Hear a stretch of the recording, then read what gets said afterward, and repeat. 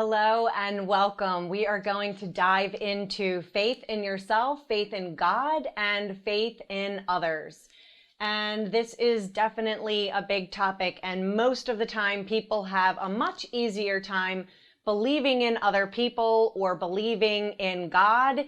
And the last thing they come to is having faith in themselves. It's a silent thing that women struggle with, and another thing that needs to be let go of so that you can truly blossom into your full self. After all, if you aren't going to have faith in yourself, then who is? And there are times where your faith in yourself might be lower than other times, and people that you love in your life will encourage you and say, look, I believe in you. This is going to work. Things are going to be okay. And it can help to reignite your faith in what is possible and reignite your faith in a dream that you might have. But what I need you to understand is that it is not the source. It cannot be the source of you ending up having faith in yourself, because ultimately you need that other person to continue to fill you up, so that when you fall off the path of having faith, then the other person becomes the source of re-encouraging you and re-inspiring you to have faith in yourself. Even in a situation where you're coaching a client or you're mentoring a client, or where I'm mentoring and coaching clients, I might be able to see and believe in what's possible for someone, but I have to be able to teach them how to cultivate that faith and that strength and that confidence. It is already within them. It has just been hidden. The true power lies in you being in a continuous state of strengthening your faith in yourself, and strengthening your faith in God, and strengthening your faith in others. And when you do that, then if someone does come along and re-inspire you when you're having a down day, or your faith is being tested or challenged or whatever you want to call it, then that person can help you to be seeing things more clearly and not feeling so uninspired, or as if things are now going in a direction in which you don't want them to go. And that's really a beautiful thing. But if you allow them to be the person that is needing to give you that, then you just are creating a codependent relationship, and ultimately you're going to disempower yourself. So the real work here is on you cultivating that true strength and faith in yourself, and believing in what it is that you have inside of you to give to the world, in what it is that you do, whether that's a product or a service. And confidence and faith are very interrelated here. So we'll dive into talking about your faith in God, and then we'll talk about having faith in others as well. When you have faith in God, life is just completely different. You wake up with this connection and this knowing that you're being taken care of, that you're not doing this alone, that you're not separate. Again, going back to that metaphor of taking a bucket of water out of the ocean, it still is part of the ocean. It's still connected. And taking the time to cultivate that relationship in the way that you have identified it as your ideal relationship will have you continuously being in connection with God and having faith. And as you cultivate your own faith in yourself and your own faith in what's possible, those things will lend themselves to you strengthening your faith in God, you believing that, like, hey, I'm not doing this alone, or even taking a stand and getting to the point where you are saying and declaring, I'm not doing this alone. It's a totally different energy. And you get to this point of having such strong faith that you make a declaration that you're not going to do things alone anymore, that you are naturally seeking a higher power to make the decisions that you need to make, to speak the words that you need to speak, to muster up the courage that you need to muster up. All of these things are inherently important in you evolving as a woman in every area of your life. You can't say, I want to have a great romantic relationship, or I want to have a great team, or I want to have a great business, or I want to do great things in the world, and expect to do it without the faith issue coming up and you identifying and recognizing, you know, hey, I need to strengthen my faith in God here, or I need to strengthen my faith in myself.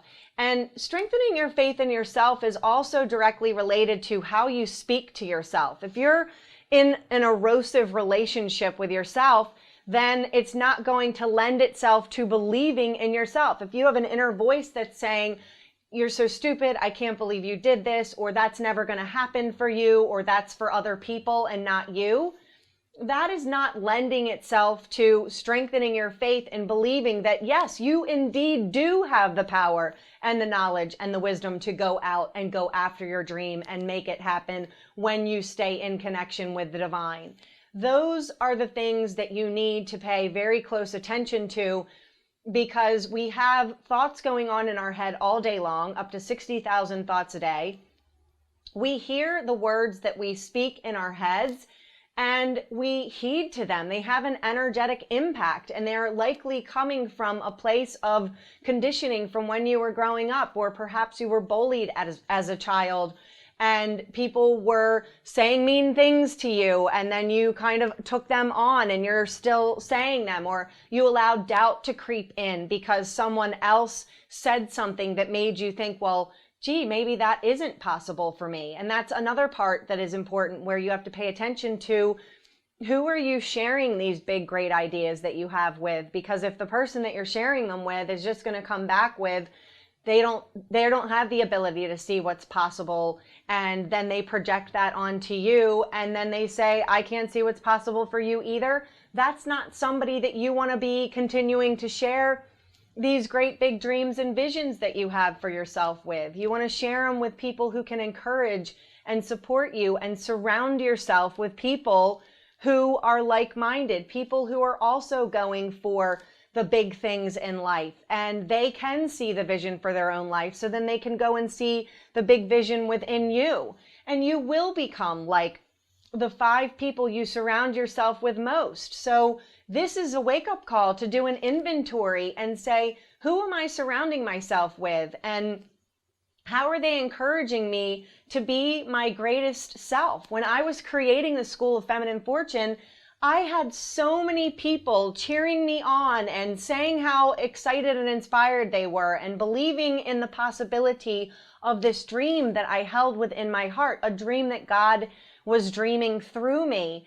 And I can't even begin to tell you how meaningful that was. And I look at it as though the School of Feminine Fortune was born from a place of nurse midwifery, if you will, or midwifery, however you pronounce it. That part isn't important. The important part is that I built myself up to a place of my own inner faith, and a place of surrounding myself with big visionaries and big dreamers just like myself. And they've shown up on my path to encourage me and to inspire me. And because of my faith in them, and because I've seen in them what they've been able to create and their level of faith and trust, or what they may have overcome, it is directly related, and it's all intertwined. So the faith in yourself and the faith in God and the faith in others, they're all interconnected. So as you develop your faith in yourself even more, and you develop your faith in God even more, and you develop your faith in others even more, it's only going to lend itself to all 3 areas being strengthened. And it doesn't matter where you begin. What's important is that you begin. And what's important is that you continue with consistency and perseverance, no matter how many times you get knocked off to go move into the area of doubt, that you would bring yourself back into believing in other people and having faith in them. And the area of faith in others is a challenging area. If you're in a relationship with someone and they betray you, or you go through a divorce, or you go through the person showing you that they really can't be trusted, it can be one of the most challenging things to muster up faith in another human being at some point, or having faith in that person again and believing that when they tell you something that it's true. And what I've come to know in my own life very intimately is that trust and respect are earned. People teach you how to treat them, and you need to trust and have faith in yourself and in the feelings that you have about, is this person a trustworthy person? Is this person someone I know I can count on? And in the beginning, it does take faith to know whether they're going to show up and they're going to be there for you and they're going to support you, and no matter what. And we're all flawed as human beings. So allow yourself to reignite faith if somebody doesn't necessarily meet up to your expectations, And then also you need to know, how many times have you done that? And is it time to walk away from that relationship? But what I do know for sure is that when you withhold having faith in love again, you withhold the beauty of love blossoming in your own life. If you decide to let fear be your foundation out of which you operate, and you're in a relationship, in a romantic relationship, and you've been burnt in a romantic relationship in the past, then you're holding yourself back from living wide open and being vulnerable and allowing the fullness of love to come into your life, because you think that you're protecting yourself from something. And quite frankly, it's an illusion. And what's happening is you're already manifesting what it is that you think you're protecting yourself from. You're keeping yourself from really experiencing the fullest immersion of love, which is one of the most beautiful things on the face of the planet, which is directly what God's energy is. So I really invite and encourage you, no matter what you've been through in your life, no matter how hard and challenging it's been, no matter what obstacles you've had to overcome or what mountains you've had to speak to, allow yourself to really cultivate the faith within yourself, the faith within God, and to strengthen your faith in others, knowing that everyone loves you and is here for you, and to stop thinking that someone's out to get you or someone doesn't have your best interest at heart.